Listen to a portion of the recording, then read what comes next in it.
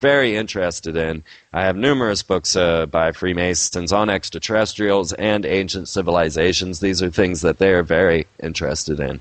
And this is, as I believe, the Freemasons are simply an extraterrestrial cult for the Syrians because of all the symbolism that tends to go back to the Sirius. And that just happens to be who George Green says is going to come in and take over on planet Earth. Very curious stuff.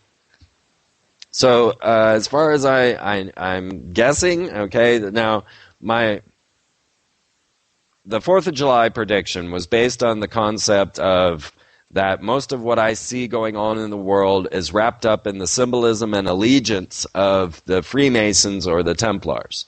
And so I'm able to make these type of predictions by using their encoded structures. So 9/11, I didn't really know the meaning yet at that point. I didn't understand it, but I knew that it was a ritual date for them because of its use, because of, most especially H.W.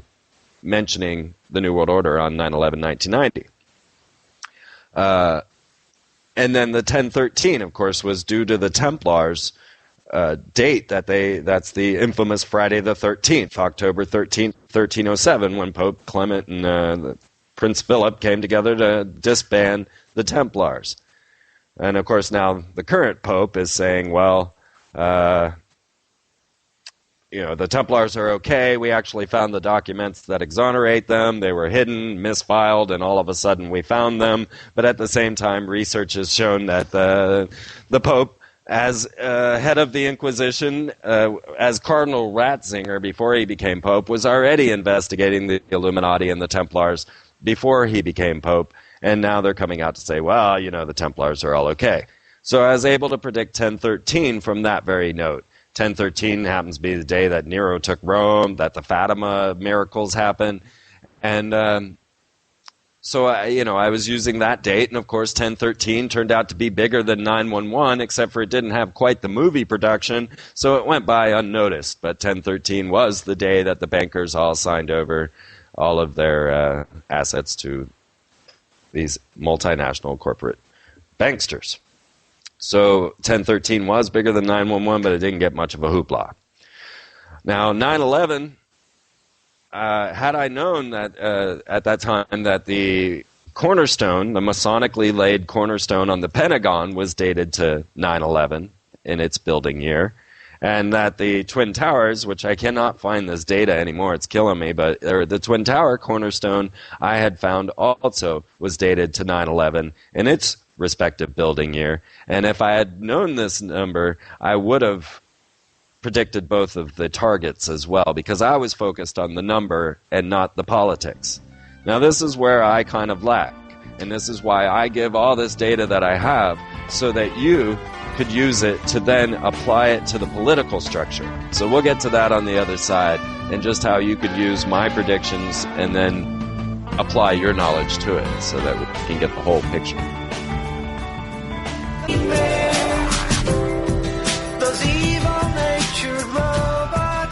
Alright, I feel a little guilty. I lost a couple of people on the phone lines there. Sorry, just gabbing away. But Gray and Super Dave, I'm definitely coming back to you. And Bo and whoever else was on there, if you guys want to call back, man, I'll definitely be taking your calls. Sorry, I got into rambling there. But I just want to finalize this idea on the 4th of July. So as I was saying to you, the whole concept of having the cornerstones, the Masonically laid cornerstones dated to 9/11 on the Pentagon and the Twin Towers would have given me the clue I needed to predict the very sites of the terrorism, because I was focused on the number. And like I was saying, I did not personally have a whole lot of the knowledge necessary to know who the players would be, who would be blamed, and things of this nature, because I'm getting my information. I've always said that I don't go looking for this knowledge. It's been looking for me. It comes and it finds me, and then I just try and share it as best I can. Now, of course, I did not share the 9/11 with anyone except for my friends, and I kind of regretted that, so now I am trying to make amends, I guess, and continue this concept of predicting these type of events using this knowledge. So as far as the 4th of July went, it turns out that the 4th of July is the day that the Templars lost the Temple Mount in 1187, and the cornerstone for what is now known as the One World Center. Was going to be the Freedom Tower, now the One World Tower. Is dated to the 4th of July as well, which is this Templar date that they lost the Temple Mount. And, of course, the Temple Mount then has the Kaaba Stone, which is this cube, which is the base of the Freedom Tower, or the One World Tower, is a cube as well. So I am saying that there is a likelihood of a major event of these powers that be, the Templars, probably coming through America. It might be Israel, because now I'm looking at Ed Dame's predictions of Israel's attacking Iran. But definitely, Obama is saying he is pushing the Israeli borders to pre-1967, and I'm saying that there's a high potential that they will then invade the Temple Mount on the 4th of July as a ritual attack. And I even think that there is a high possibility that there will be extraterrestrials involved or craft of some sort showing up. There have been many UFOs around Obama so far, and all of that will be highlighted soon in the third portion of the Barack Anant article. So we will get more and more into that, and I'll have that all posted up on the website for you. So let's go live to the calls. We got Gray from Austin. Is this Gray, my friend? This is Gray, your friend. How you doing? Hey, what's going on? What's on your mind tonight? Man, just... What now? I say, what's on your mind? Oh, nothing in particular. Oh, sorry. Nothing specifically, just listening in and kind of checking out what you're doing, and really enjoyed your guest. I definitely appreciate the assertion, that it's a very holistic kind of thing, the system that we have come to accept as our reality is entirely based upon the language and the symbols and, the symbols of power and the symbols that we utilize as our, communication. Just partly just to also give you props and just kind of say hi. I always listen in every Saturday, but I just haven't called in before, so I feel a little nervous. Yeah, I understand. That's awesome. We're all old friends here. Yeah, some of the things that popped into my mind while I was talking with Ben, I was thinking of when I was at the WTO IMF protest in Washington, D.C., and this was right after they attacked everybody in Seattle, and I was like, well, if they're going to do that, then let them do it to me, and so I went to D.C. to stand in front of those riot squads or Masons in riot gear, and everyone walking in the streets. Now, you got this whole 500,000 people there against this idea, against the WTO, against the IMF. 500,000 people gather in the middle of D.C., and they're marching through the streets chanting, "This is what democracy looks like." Now, to me, that was the most ironic moment in my life. I just couldn't, I could not understand, is this really what democracy looks like? All of us gathering in the streets yelling at buildings, being shot at with CS gas or whatever. Well, I guess, yeah.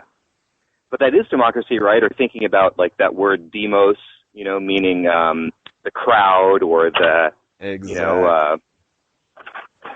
So in a sense, democracy is about that. It is very much about, I see it very much as being about controlling, sort of moving these little energy sources, these little energy units we call humans, moving us with our emotions in particular directions, and just appealing to our vanity and our pride and our egos, and getting us sort of locked into this reality matrix that I don't know. I feel like there is some bigger picture to it besides just power and control right now. That it really is kind of a spiritual battle. I don't know exactly what all of that means, whether that just means kind of extraterrestrial entities or multidimensional beings, but definitely, being someone like yourself who has read a lot of Freemasonic and occult, kind of information, it's, and it's very curious. It is very curious what this is all playing out to be. It is definitely, because when you start to look at the system and you start to understand it, then you realize it's actually a religion that's taking over and not some political party. It's exactly, and they're pretty strange.